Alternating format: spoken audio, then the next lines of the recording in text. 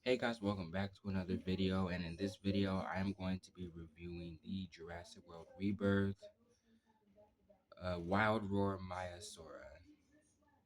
So I got this figure from Target about $18.99, and yeah, I'm gonna review it. So it's a really good figure. Before I get into it, it has all these fine details and stuff like that. But I'm gonna get into the figure, so let's hop right in. So starting up here at the head, it has an orange, and we have a gray beak for the top. It has a orange head crest as well, right here, as you can see. There's some brown around the eyes with a yellow eye, and no painted pupil, of course, as per usual with some of the other figures from this line. We have a white underside. We have a white throat. And you can see that, like that white, it leads all the way down to the underside right here and stops right about here.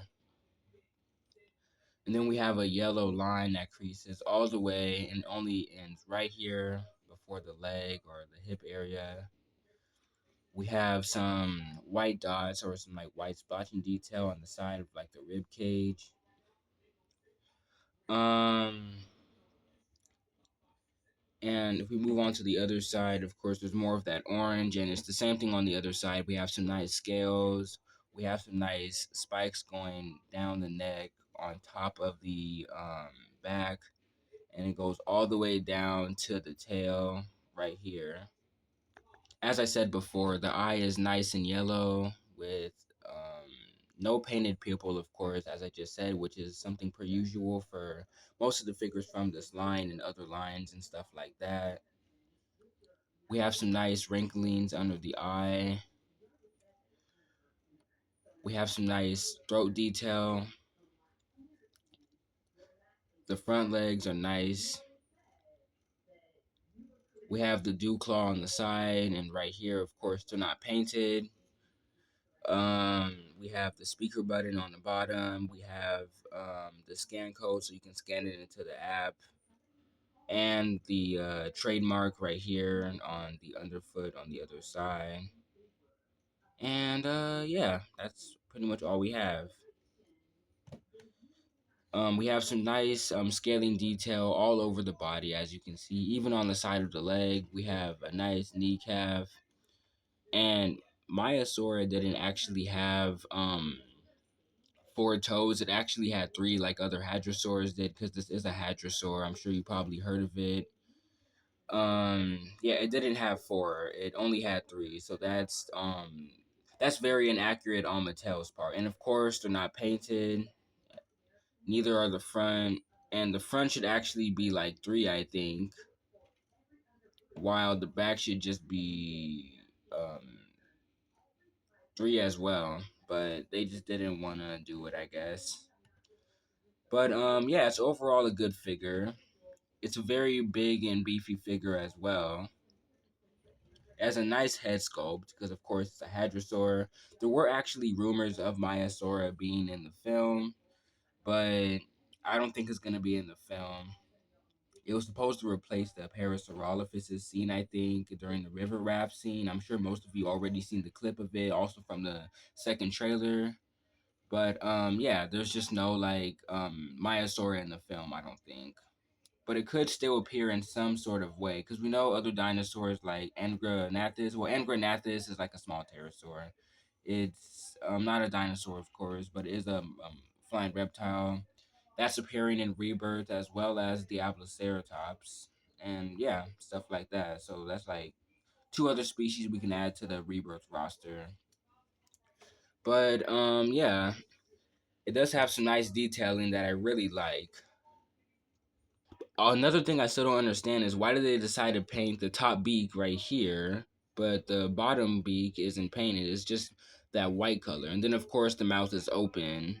But I do like this orange that goes from the snout to right here where the crest is. Now, that's really, really, really cool. Definitely something I like, and we should see more of from the Mattel line. As far as articulation goes, the front legs can move out from the body like that. We can move them up.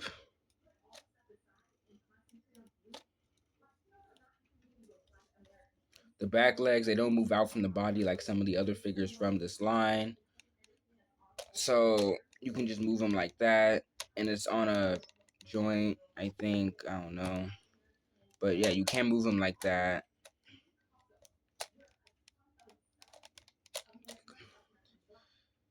It's very jerky. I don't know. It's probably something. I don't know. But oh yeah, but I forgot to mention, lean on out to the tail. Now the tail is pretty much just boring. We have no coloration for the tail other than just that teal blue. But it's really, I actually like the tail length. Actually, the tail length isn't that bad. It's not. Oh yeah, and speaking of the tail, and we have tail rotation as well.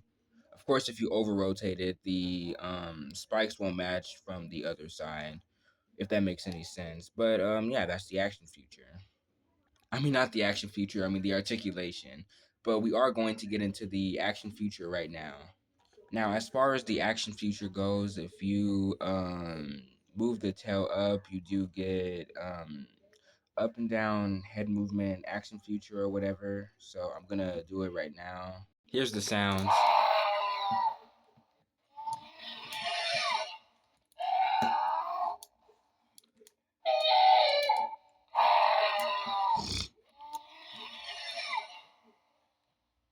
Has some really nice sounds to it. I really like the sounds, especially the last two ones.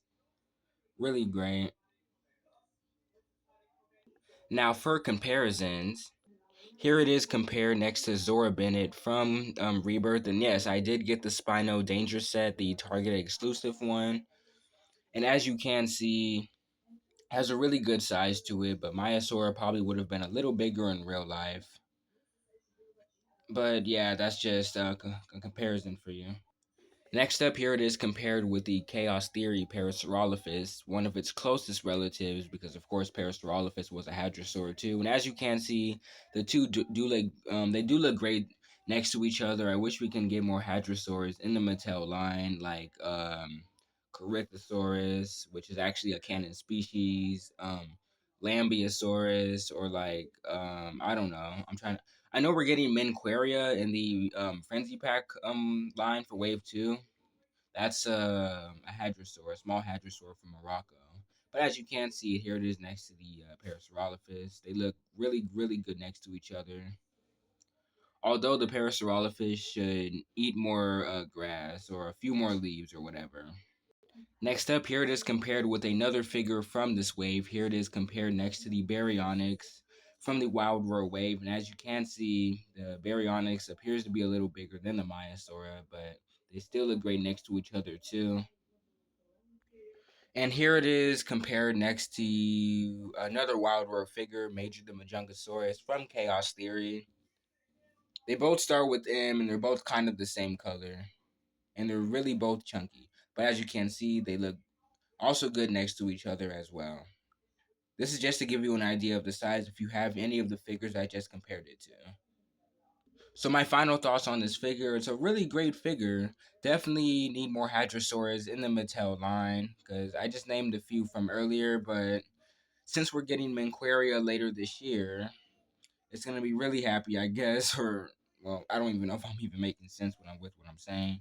But yeah, it's a really good figure. I do like the teal blue color. I like the body posture. I like the orange, especially like on the snout area. I like the sounds. And I just like the overall look to the figure. It really gives well. But anyways, thank you for watching this video. Please like, share, comment, and subscribe. And I will see you guys all in the next review. Thank you for watching.